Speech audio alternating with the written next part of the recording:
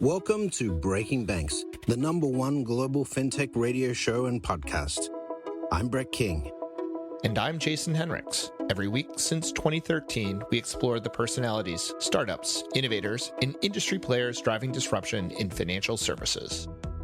From incumbents to unicorns, and from cutting-edge technology to the people using it to help create a more innovative, inclusive, and healthy financial future.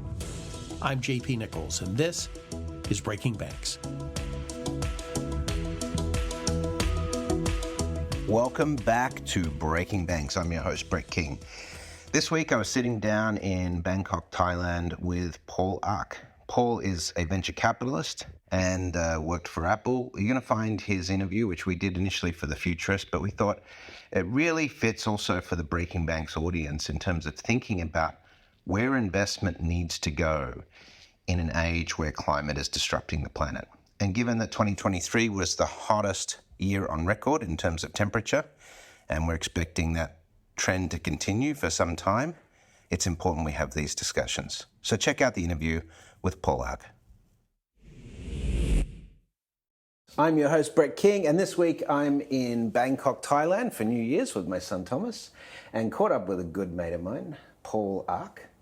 He's a American Thai futurist based in Thailand, and he wouldn't probably call himself a futurist, but he definitely is.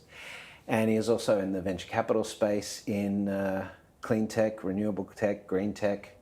So Paul Ark, welcome to the Futurists. Thank you very much for having me, Brett. We've been talking about this for a while. We have.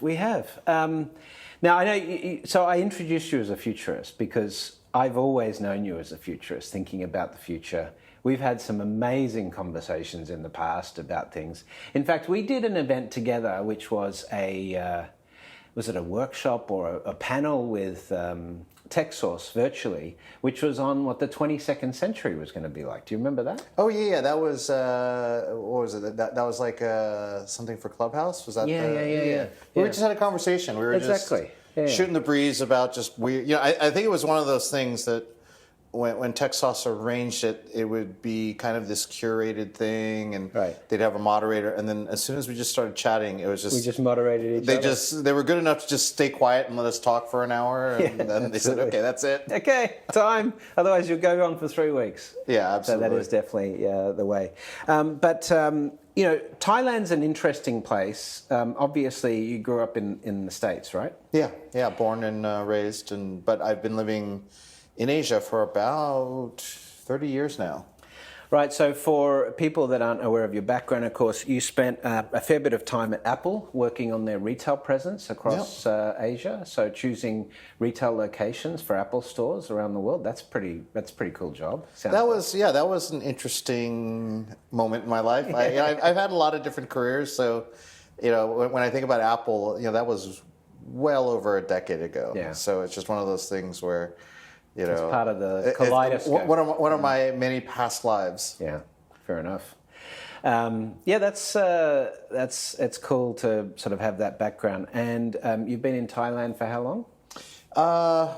This is my third time living in Thailand and the longest stretch. So I've been in Asia for 30 years. I lived in Thailand for probably the first time I moved here was probably about 3 years.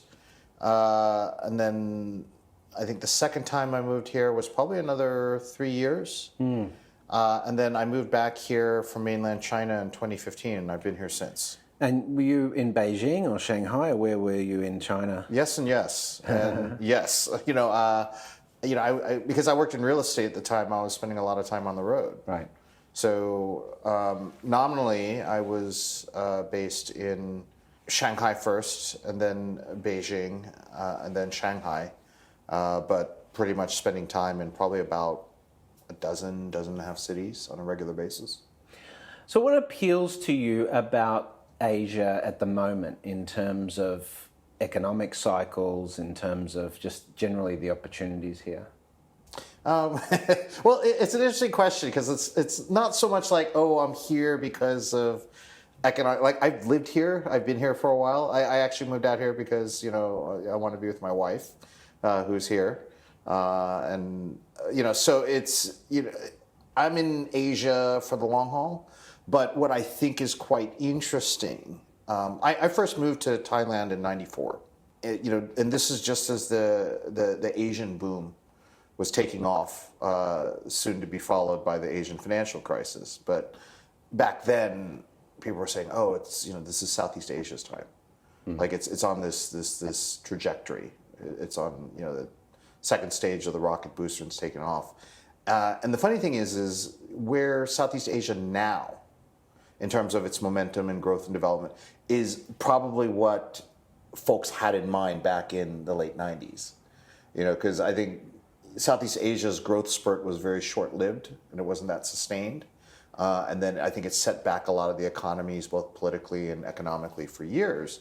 But now, if we look at where Southeast Asia has been, maybe in the last 10 years, probably at the beginning of this whole tech cycle, it's actually been a period of sustained growth.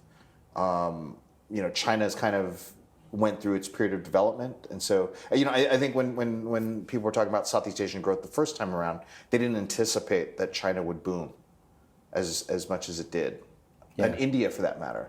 So as soon as it did, then it's like, Southeast Asia where? It's because everyone was so focused on China and India. Now that China and India have kind of gone through their kind of inflection points in the S curve, now people are like, okay, there's Southeast Asia. Now we're ready to start pouring money in and we'll start seeing where economic growth is going. Probably a lot more politically stable in the region than it was 20 some years ago.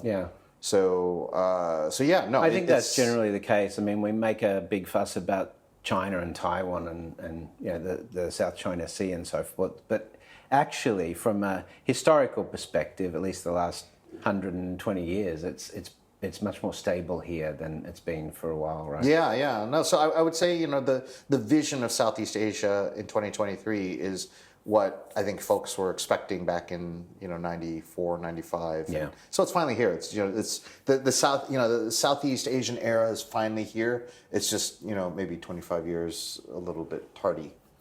So one of the things we like to do on the show, and this is certainly applicable in your case, is look at forecasting methodologies, and you are in the business now of trying to pick winners from a venture capital perspective.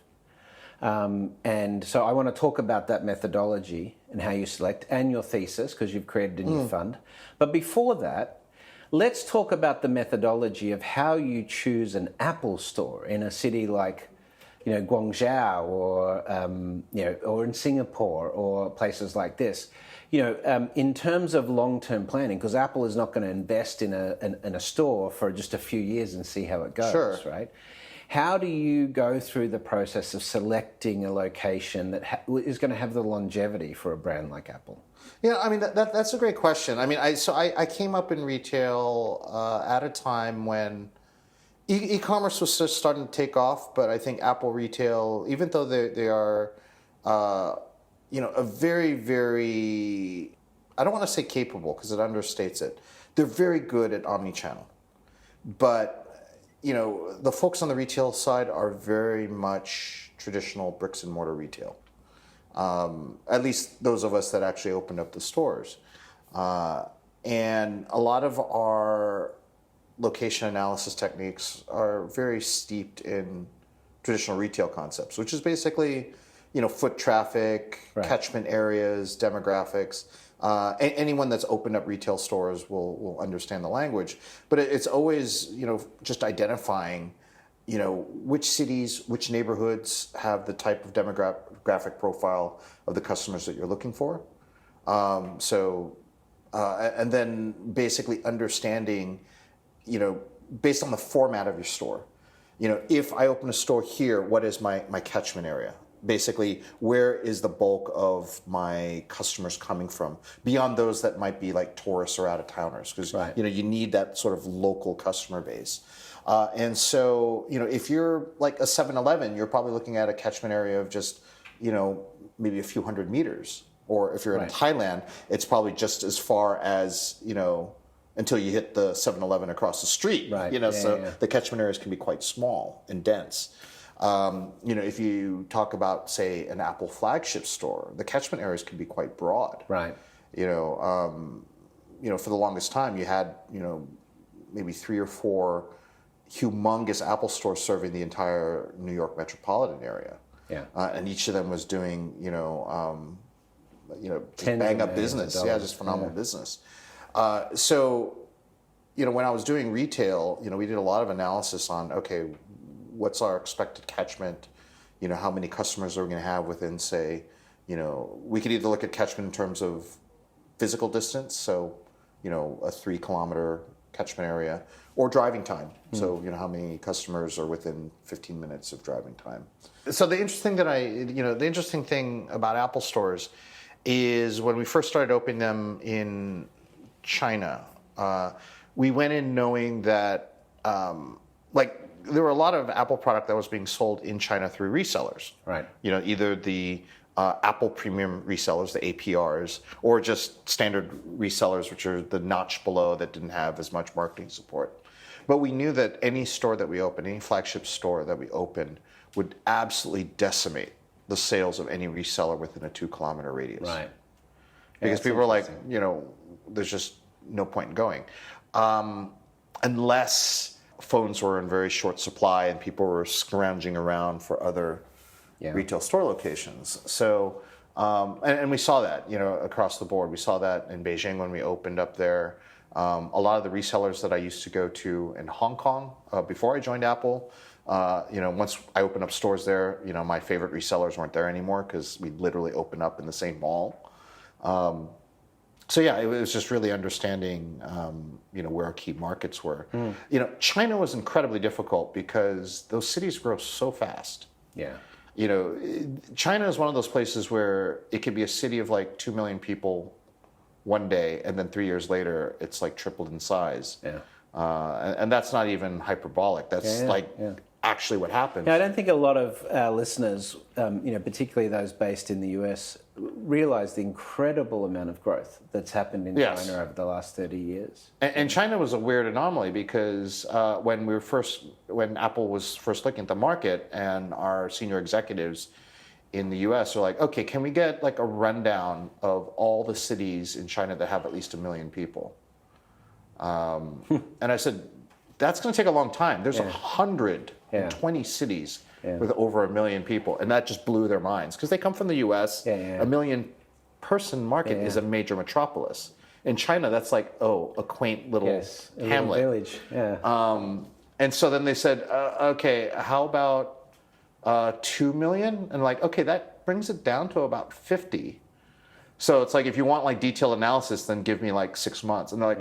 Okay, how about, so 10 million. They said, so what's the threshold if we want to look at, say, 10 cities? And I said, okay, 4 to 6 million. Yeah. And it just blew their mind. Okay, if we want to look at the top 20 cities, we're looking at a minimum market of 4 to 6 million. And that was just mind-blowing to them. And then it meant it's like, where in the city do we go? Because if we're looking at cities like Guangzhou, or not Guangzhou, but Chongqing, Shanghai, these were cities of like, 15, 20 million people. Wow. Yeah. So it's like, that's like it's the population of Australia. Yeah. Right? It's like one city. So, but yeah, I mean, there are cities that have that population, Sao Paulo and others, but it's in China, it's scary how many of them are.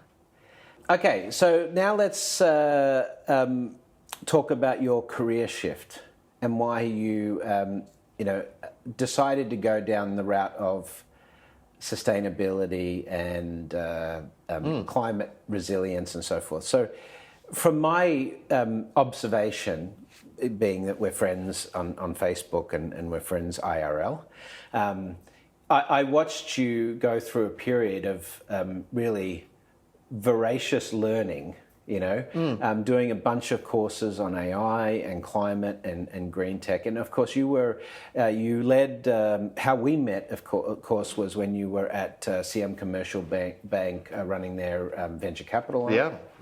And from there you went on to Gobi Partners, or there was somewhere in between that, right? No, that was it. Gobi. You got that right. Yeah. And then when the pandemic came along, you did do a bunch of work and progress on yourself, sort of expanding your horizon. Yeah, I mean, I slightly flipped there because yeah. it was all the. So I mean, well, I guess to sort of pick up from your question, yeah. So I mean, I spent 4 years doing fintech, deep tech investments for Siam Commercial Bank's Bank CVC fund, which was also kind of fun because it allowed me to start flexing some of the futurist muscles that, you know, I think very, very few VCs really ever, like VCs are, you know, supposed to be investing in future tech. Most of them don't. Right. Most of them just say whatever is the hot, you know, tech of the moment. Yeah.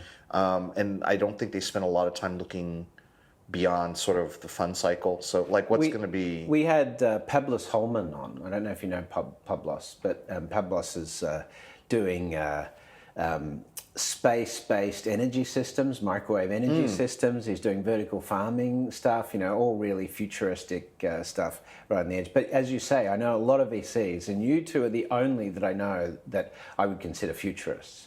Yeah, no, I mean, I think a lot of the work I did on the fintech side was less about, okay, we're going to invest in specific financial technologies. And I actually kind of pushed my team to say, what does the world look like in 30 years? You know, and not like super science fiction-y, but what does it reasonably look like? And, you know, I'd asked them to look at like films like, you know, like Minority Report, those that are kind of futuristic, but not, you know, but not in spasmodically, fantastically, psychedelically. Yeah, not set so far in the future that you can't sort of see the current world in that. Yeah. Like, you know, I wanted kind of near future type of experience where people would say, yeah, that would totally make sense. And I wanted them to kind of imagine scenarios like that and say, well, how do people do transactions? How do they do banking? How do they interact? Do they need banking? What does that type of service look like? And then, you know, we would come up with scenarios and start selecting like what seems like the most realistic vision. And then we would walk back the technologies 30 years and say, okay, if that seems like a reasonably good vision of the future and how people might either transact or, you know, accumulate wealth or store their wealth or spend their wealth, then let's walk it back a bit.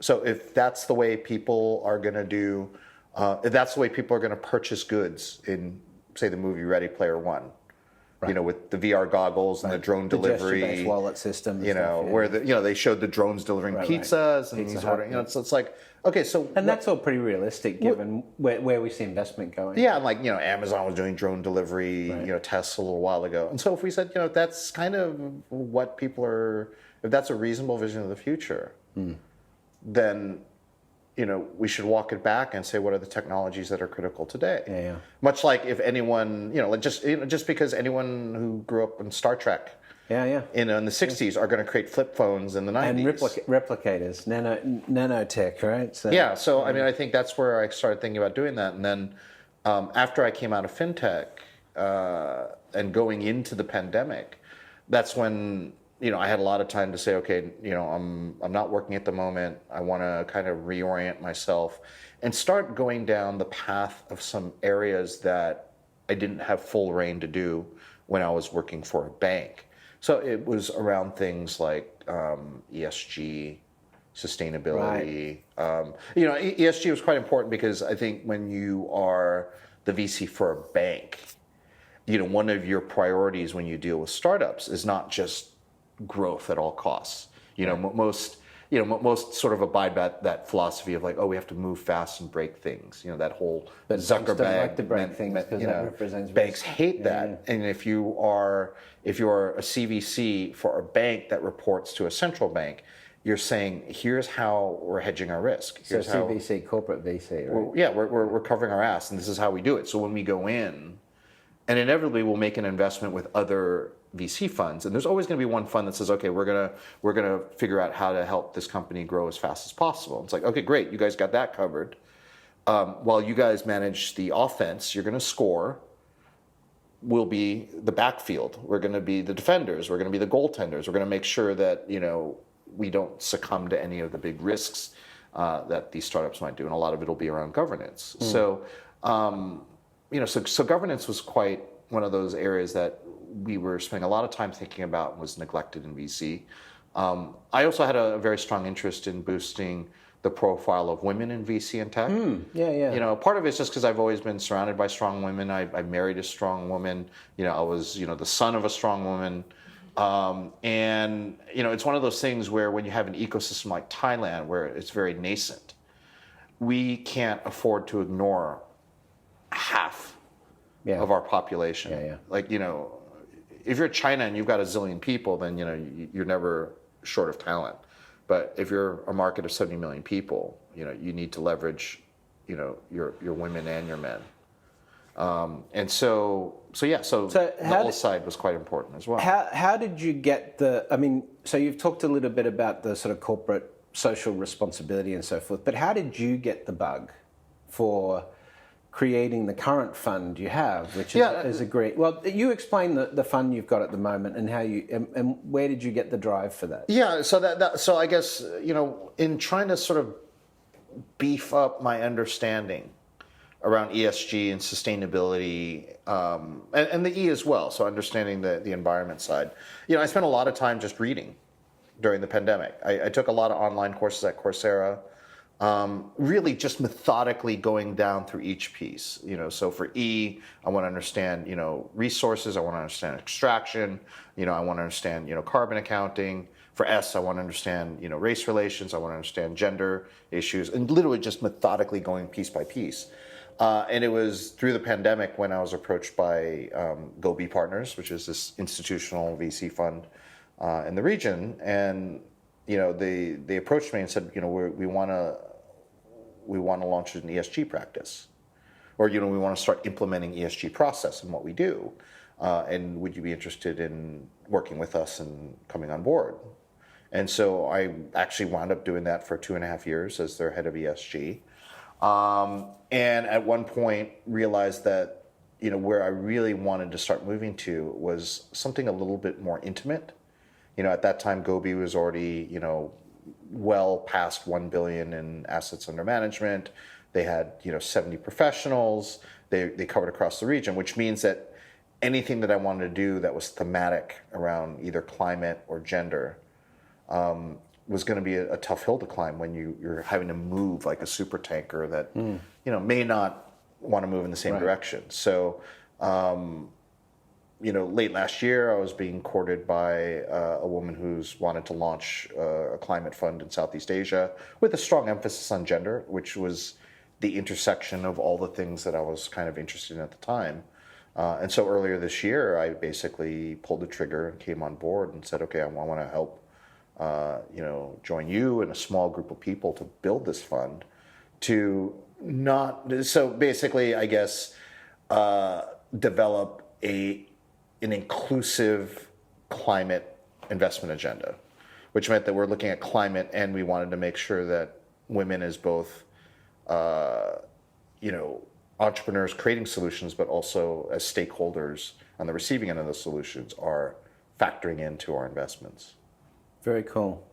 Well, at this point in the show, we like to do what we call the lightning round, which is I'm going to ask you some short, punchy questions. Just keep the answers short, just so people can get to know you a bit better. Sure. All right. So this is the lightning round. Okay, Paul. Let me ask you, what's the first time you can remember being exposed to science fiction? Science fiction. Either like a movie or book or something like that. Probably, I think at a very early age, a lot in the movies. Actually, don't know, to be honest, probably it goes back to just Saturday morning cartoons. Yeah. It's probably just watching like Jetsons, Super Friends. I first got into it more proactively when I was in junior high. And I know it's supposed to be short and punchy, but I picked up my first science fiction novel that I really got into, which was Edgar Rice Burroughs' Princess of Mars, the first of the 11 books. It's one of my favorites. Yeah. And so that sort of touched off a lifelong love of science fiction, reading science fiction. What did you think of John Carter, the Disney movie? I disliked it. Yeah, interesting. I loved how they visualized it, but the storyline is just they Hollywoodified it. Yeah, true.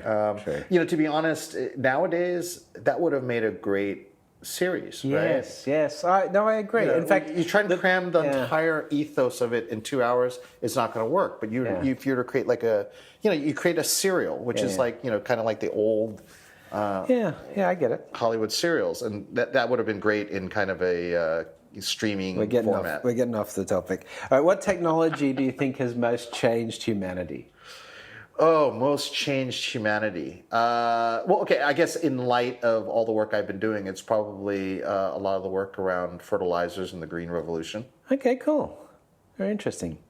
Is there a futurist or entrepreneur that has influenced you or being a mentor to you, and why have they been a positive influence? You mean present company excluded? Yeah, of course. Because you're the only futurist that I really get to talk to hang out with. No, I don't know if there's any singular person. I think I'm an amalgamation of all the different incredible science fiction writers and thinkers that I kind of glom off of. Sure.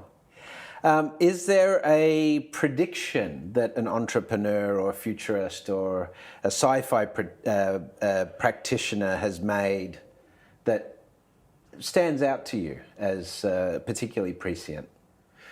Ooh, wow. I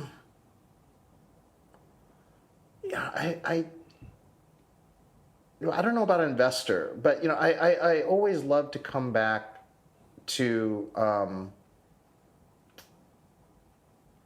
the movie Minority Report, just because so much of it is starting to come true. So much of it looks like it is going to come true.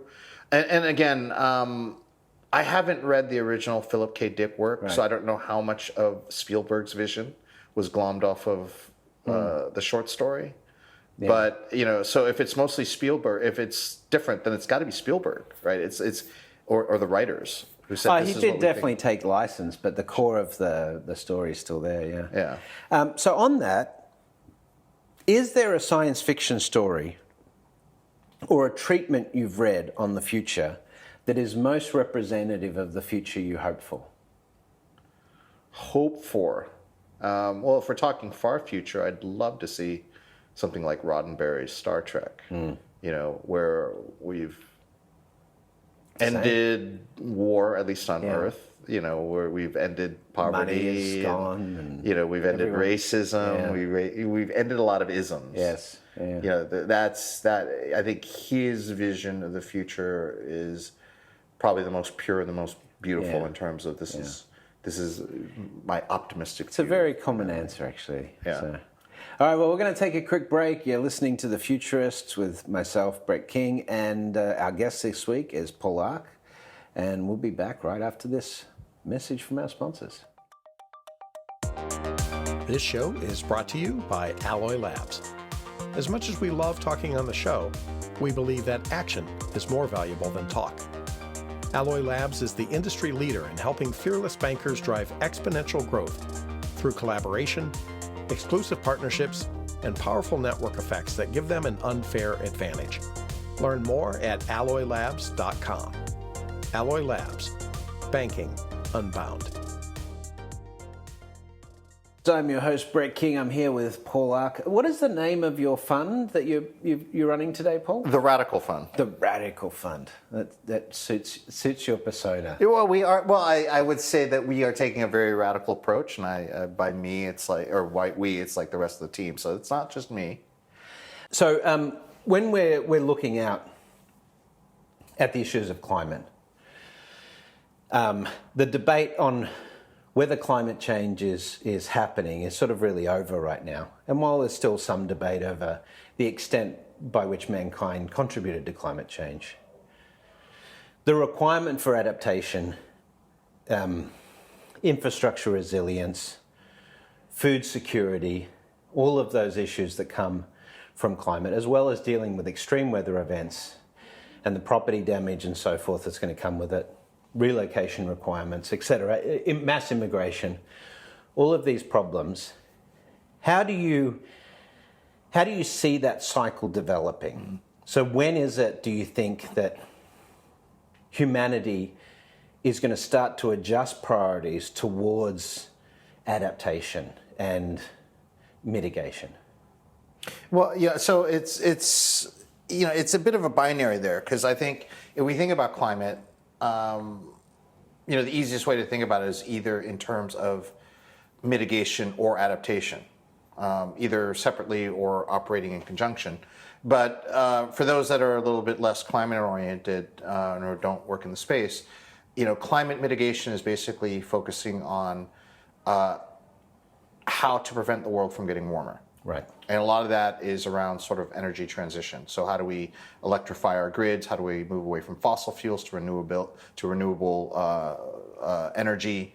All in the way of sort of reducing carbon emissions, bringing down carbon in the atmosphere, and preventing the world from getting warmer.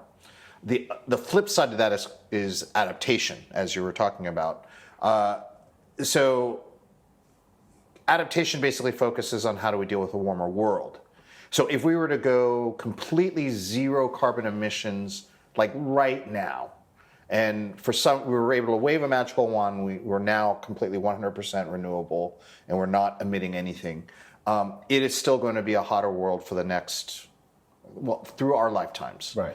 Because to be able to bring down the amount of carbon that's already in the atmosphere, I think around 424 parts per million, down to a pre-industrial amount of about 250, is probably going to take anywhere between a few hundred years to maybe 1,000+ years. So we are now, so I tell people, 2023 in terms of record heat and droughts and once in a century climate disasters that are now once in a decade climate disasters. And multiple cities dealing with 1 in 1,000-year flooding events. Yes. And so forth, right? I said, as bad as 2023 is now, this is the best that it's ever going to be from now on. Because we can either hold the line or it's just going to get worse. That's a great line. Yeah, and it's depressing. Yeah. But if we take it as a given that we're going to live in a hotter world, how do we adapt? And I think you were mentioning how do we adapt in terms of food security. So if we've got a lot of seasonal variation, then now our ability to predict how much food we're able to produce becomes highly volatile.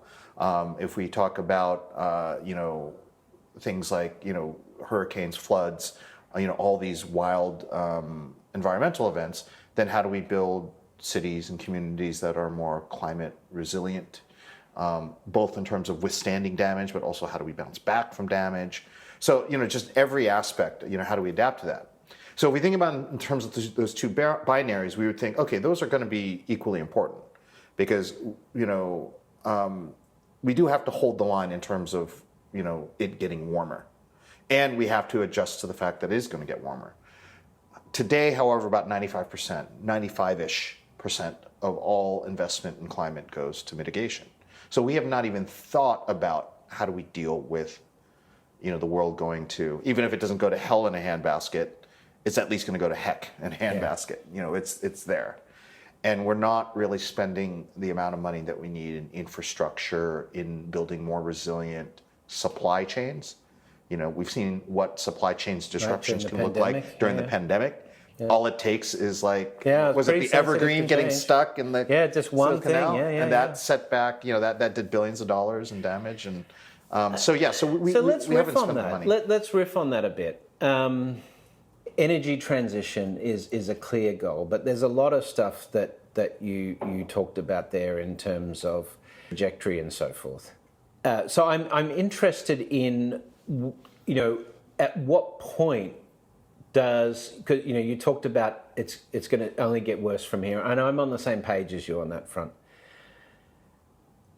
But to the point where we have to mobilize considerable resources to do this, like I'm talking about double-digit percentage of global GDP, where there is broad social demand for this type of action, because we don't see that yet. We see a groundswell occurring, but we don't see mainstream pressure on politics and corporations yet to do this with a sense of urgency. There is there is directionally we're going the right way, but it's not happening fast enough. We're not going to hit the goals for the Paris Accord, and we know that at risk right now there is hundreds of millions of lives still at risk because we haven't taken the action we needed to do that.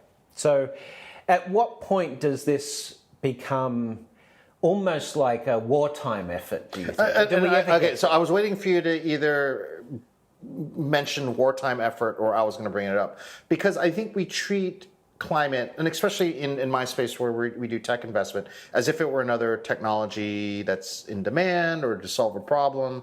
And so, and it's one of those things where in terms of consumer products and services, it's never this sort of globally mobilized effort like, hey, we're all going to globally mobilize our use of TikTok because it's important. It's like people, supply and demand, people have preferences, but climate is a crisis. It's not something like, do we want better ride-hailing services? Do we want, food delivery? And this would be a nice-to-have service that adds to our lifestyle. For those that are very extreme in their views of climate, and I'm kind of increasingly getting to that point, is we are at war. Yeah. And I think if we look at what we're dealing with climate, we're dealing with an existential crisis that deals with our very existence. Yeah, it's interesting. We're not only at war with the climate, but we're at war with ourselves. With our own, sort of laissez-faire, blasé kind of view towards... Or our philosophical view of the fact that the planet is here to serve our needs from a resource perspective and so forth, versus we need to live in harmony with the system. Right? But I guess you can ask yourself, it's like if we look at, say, the U.S., in the 40s, at what point does the U.S. say we absolutely need to step into this war? Right. We see it going around us. It's impacting our daily lives, but Roosevelt is holding the line about entering the war until we have, Pearl Harbor. Yeah. And so what is climate change's Pearl Harbor moment, where it's like, we can no longer stay out of this war. We have to tackle it. We have to mobilize resources. And it was a moment where not just the government, but the populace understood, okay, life now is forever changed. We're not going to go to the supermarkets and, consume at will. We're going to be sacrificing, we're going to need to, hoard, tin and rubber and iron. It's like we're going to have to make some real hard sacrifices, and we got to mobilize for this global effort. I do not think that we've had our Pearl Harbor moment, because we're still saying, oh yeah, and I think to your point, yeah, we could use transition fuels. We're talking about abated versus unabated emissions at COP28.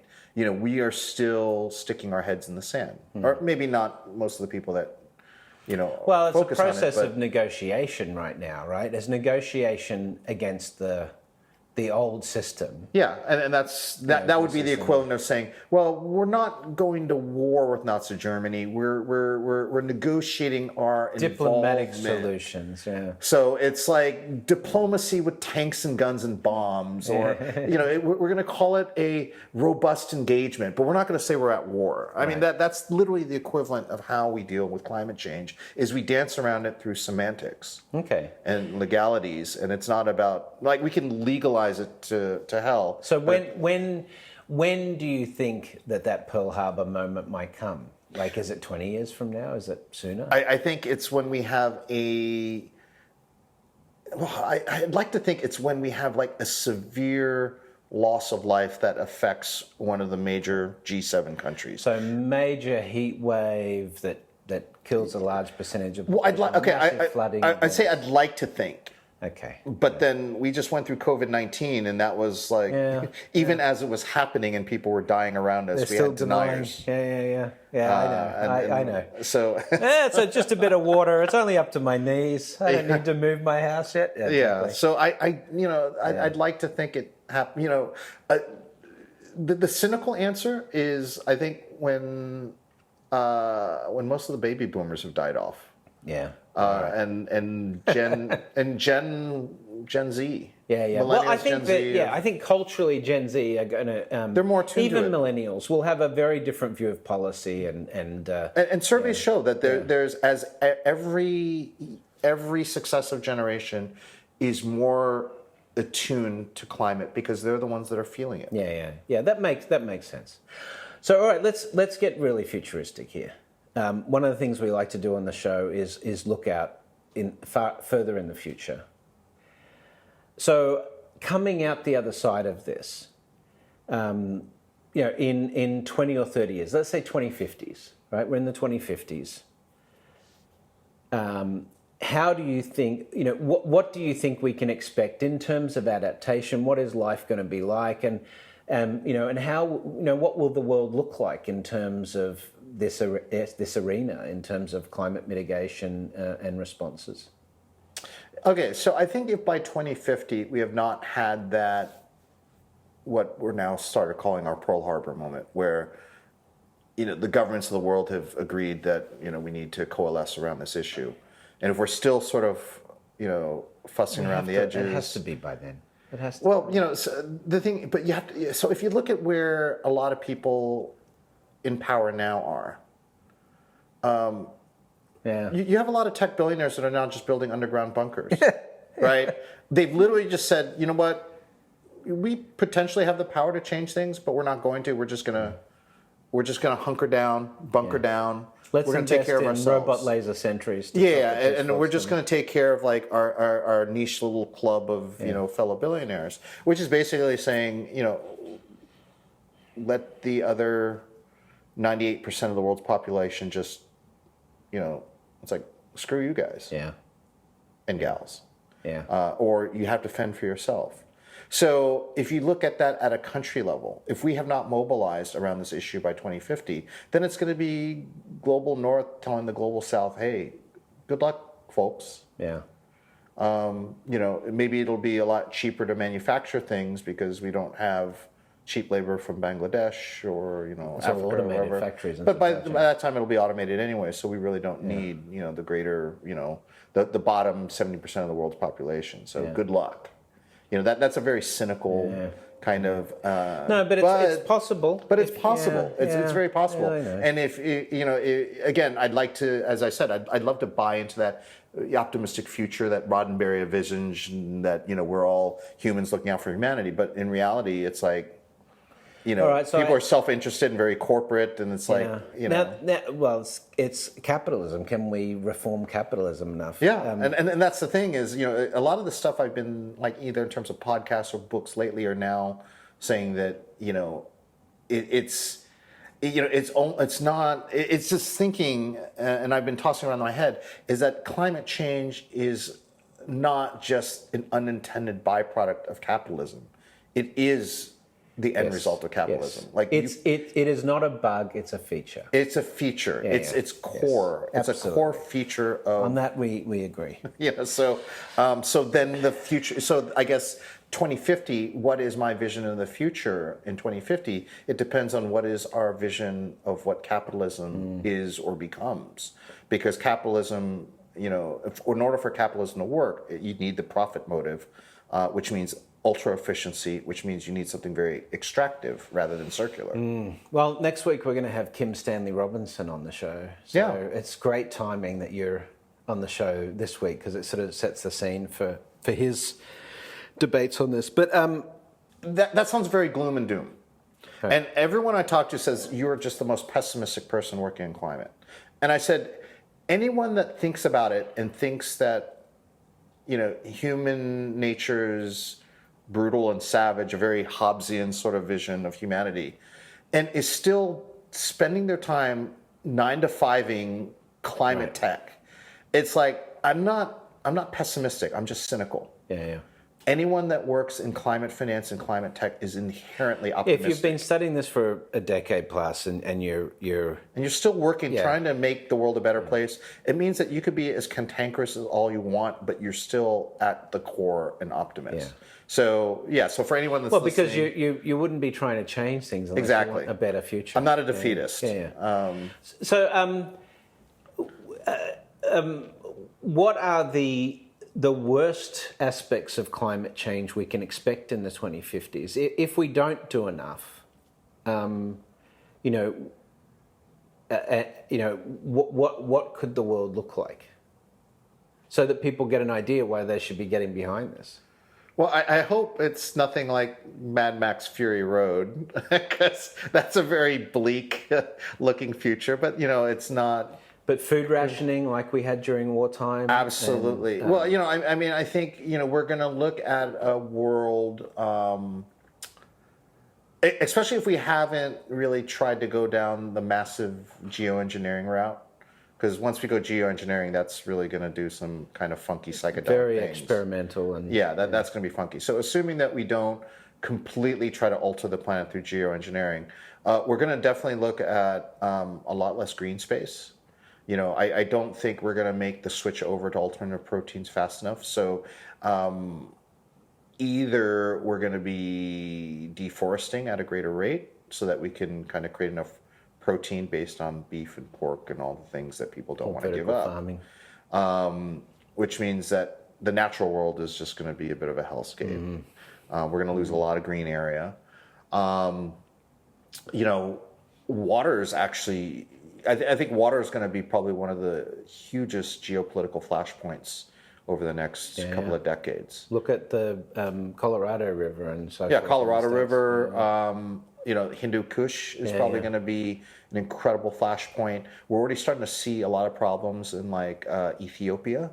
All the conflicts that are happening in that part of Africa is all around, the mega dam that Ethiopia is building, and it's all basically trying to control water resources for the next half century.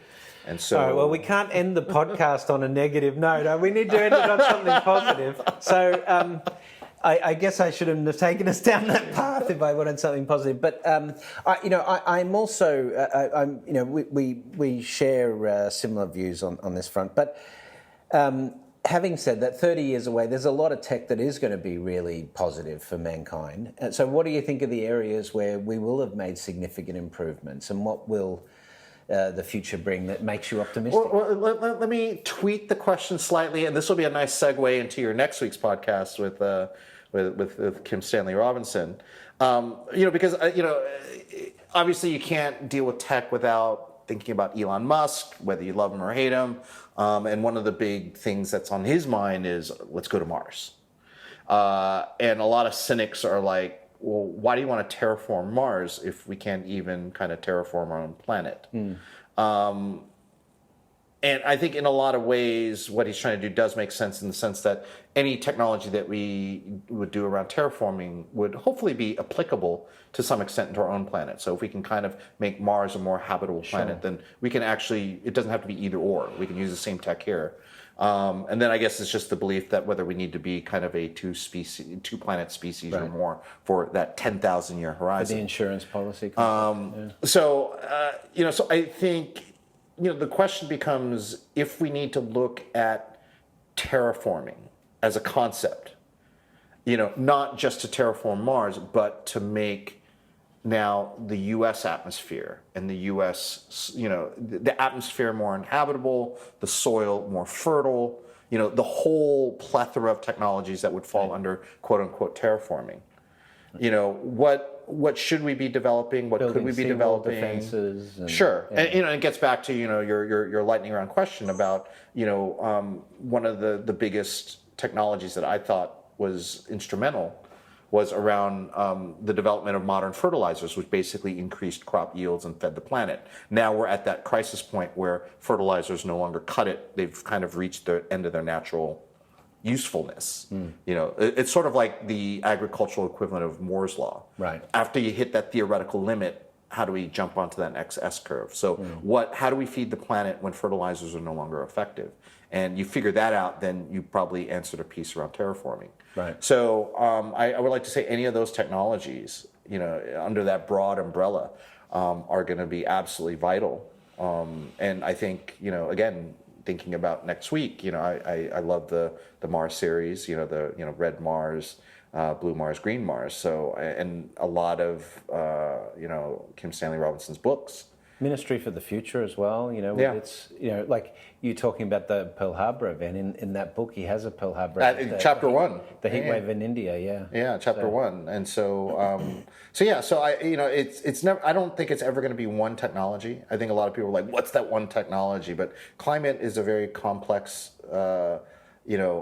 systemic issue, which is going to require really a buffet of a variety of different technologies to sort of pull it off. And so anything that's sort of how do we reclaim our environment? What